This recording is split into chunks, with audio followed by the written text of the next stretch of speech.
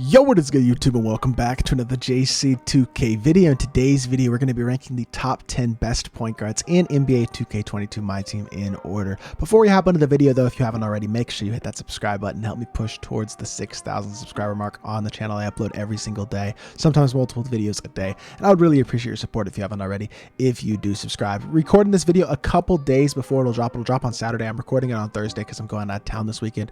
I don't think there will be any more content dropping past these next packs that drop today. I don't think any content will be coming tomorrow, so I don't think this list will be outdated at all. If it is, I'll probably leave a comment and let you know what I think, but I don't think that should be a problem. That being said, though, without further ado, let's hop right into it. Let's start off with number 10, and at number 10, I'm going to go with Andre Iguodala, who is definitely a great option. Every card on this list, I think, is usable in a competitive setting. Some of these guys are really budget, some of these guys not so much, but Iggy is 6'6" with a 6'11" wingspan, so he's got pretty solid size, hot spots from everywhere. 35 hops include limitless takeoff, posterizer, fast twitch, catch and shoot, limitless spot up, sniper, great playmaking badges, and especially elite defensive badges. Defensive stats are also incredible: 95 speed and excel, 94 shot 3, and a 98 driving dunk. He's got a solid jumper. The Iggy release on very quick is smooth and easy to green. Quick dribble style. His half-court sigs aren't incredible, and his moving behind the back, being the pippin behind the back, is very good. Wish he had maybe a little bit better sigs, and he's not incredibly sized at only 6'6", but he's still a very solid card. Great budget option at the PG position and does deserve his spot at number 10.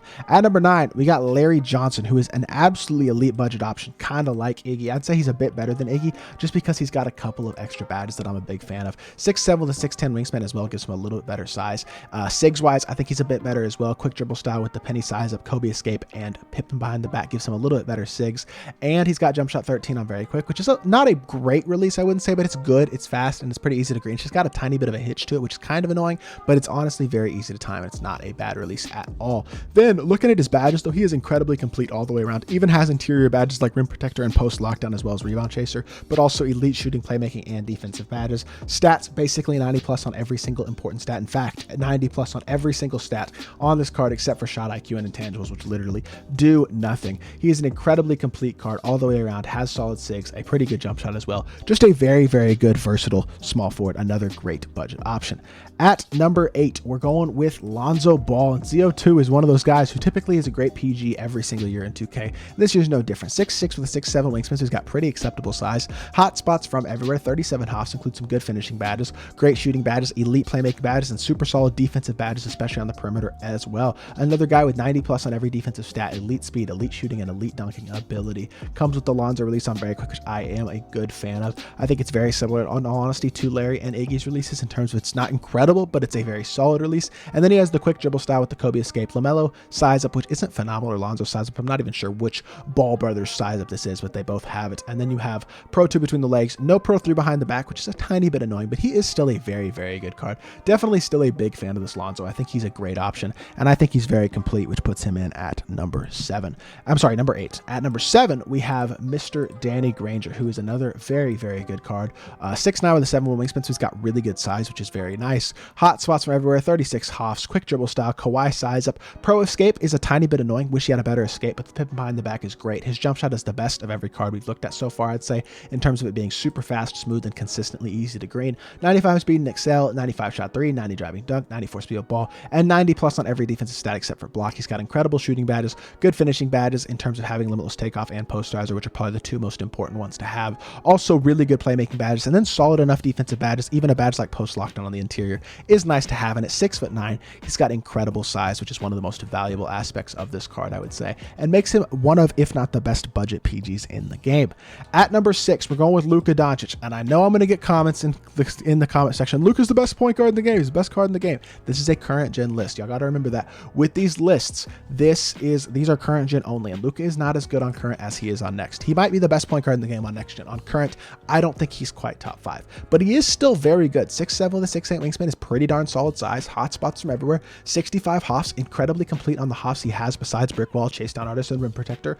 Stats and badges are basically perfect. And then obviously the Luka release on very quick is still really good on current. Not as good as it is on next, but it's still a very good release on current gen. Does not have great half court sigs, but the quick dribble style and pippin behind the back are still very good, and he's got some good dunks. So overall, he's a very good card still in my team, no doubt about that. I just don't think he's quite a top 5 point guard compared to the guys that we have in the top 5. And at number 5, we're going with Cade Cunningham, who's a brand new card, came out just a couple days ago from when y'all are seeing this video. 6'8", 6'8" with a 7'1" wingspan, so he's got great size, hot spots from everywhere, 65 hops. The jump shot 80 on very quick is another very solid release. I'd say I'd compare it in terms of how good it is to a guy like Danny Granger's jump shot probably. Quick dribble style, Donovan Mitchell size up is pretty good, Kobe escape is very solid, and then the pip behind the back is great, and he's got the best safe dunk in the game with the quick drops off one, as well as the MJ free throw line dunk and the best standing dunk. So his dunk packages are amazing. As an invincible card, his stats and badges are basically perfect. Another card who's really not missing much. He even has the Hoff rim protector and chase down artist that Luka is missing. No Hoff brick wall, but that's about the only quote unquote crucial badge that he is missing, and he's another incredibly complete and incredibly good PG that deserves his spot in the top 5. At number 4, we're going with Ben Simmons, and while Ben is arguably the best defensive PG on the list and does have the best size at 6'11", hot spots from everywhere, 65 Hoffs, another very good card. No Hoff Chef or Deadeye, but that's about all he's missing. Defensive Hoffs, he has every single one, and his stats and badges are amazing. The jumper is very good, but it's not amazing. I'd say it's on the level of a jump shot like a guy like Lonzo Ball or Iggy. Not incredible, but definitely very good. Quick dribble style, the Ben size up isn't amazing. The Kobe escape is good, and then the pip behind the back is great, and he's one of the best slashers in the game despite the fact that his dunk packages aren't incredible. He's just very, very consistent in terms of getting those contact dunks, and he is hard to block. He's an incredible slasher. He just doesn't move as well as a lot of the other PGs at this position because he doesn't have elite SIGs, and he has a little bit too much size at 6'11" to have elite movement. So for me personally, despite being an incredible card, I don't think Ben is a top 3 PG. Now at number 3, this is going to surprise some people. I'm going with Magic Johnson. I'm not putting Magic top 2 or at number 1. I think Magic is the 3rd best PG in my team. He's a great card, don't get it wrong, but he's 6'9" with a 7-foot wingspan, which is very good size, but unfortunately being 6'9" puts him over that 6'8" threshold, which holds him back just a bit from having incredible movement. Jump shot 3 on very quick is very good, but I do think base 3 is better on next gen than on current gen. It's a little bit inconsistent in terms of the load ups you get, especially when you're tired on current gen. Quick dribble style, the Francis size up, I don't love it as much as a lot of people do, and the Steph escape, which is very good. Unfortunately, I mean, he has the Steph escape, which means he has the Curry slide as well, which is probably the 2nd best escape in the game. Do wish it was Trae Young escape, and he doesn't move quite as well as you would think, unfortunately, because of being that 6'9" height. Great full court dribble SIGs. He's got basically perfect dunk animations, and as an in-game card has every single stat and badge on 99 and on Hall of Fame. So incredible card. He just doesn't quite have enough movement for me personally. I don't love the way that he moves, and that holds him back just a tiny bit. At number 2, we're going with Dyson Daniels, who's a brand new card that, again, like Cade, came out a couple days ago from when y'all are seeing this video. 6'8" with a 7-foot wingspan gives him really good height, but does keep him at that 6'8" threshold, which means he moves better than a guy like Magic or Ben. Hot spots from everywhere, 45 Hoffs include elite finishing badges, catch, corner, sniper, no Hoff blinders, chef, Deadeye, or limitless spot up. If you can find one with those extra Hoffs, or if you locked in for will to have a bunch of Hoffs in your collection, things like that, I think adding those badges to him will help him out. But he's got great playmaking and defensive badges as well, 90+ on every defensive stat, super solid shooter, great speed and dunker. I would add a 3-point shoot to him probably, but with a shoe and a coach, you're literally going to get that up into the very high 90s, if not 99. And then the Dante XM release on very quick is an elite release. I love this release. It is so smooth and so consistent off the dribble, which is huge for a 300 point guard. Also has quick dribble style, the best size up in the game in D-Rose size up, the best full court SIGs with Braun between the legs and Pippen behind the back, as well as the Kobe escape and basically a perfect dunk package. He is an incredible all-around card, and I prefer the way that he moves to Magic just a bit. Also love his defensive animations. I think he's an elite card, and I think he's the 2nd best PG in the game.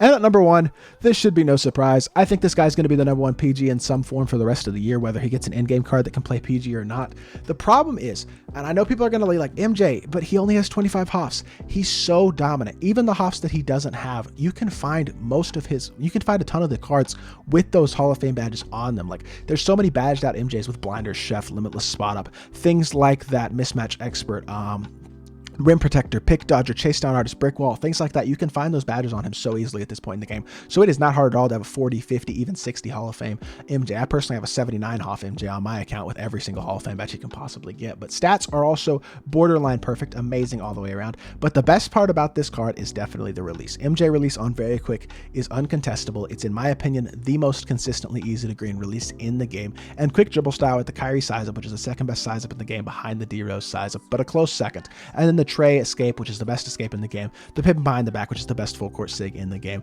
as well as that MJ dunk package. He's the best dunker. I'm not the best dunker. He's the best card at the point guard position in the game still, I think. And if you can get one with extra Hoffs, he's even better.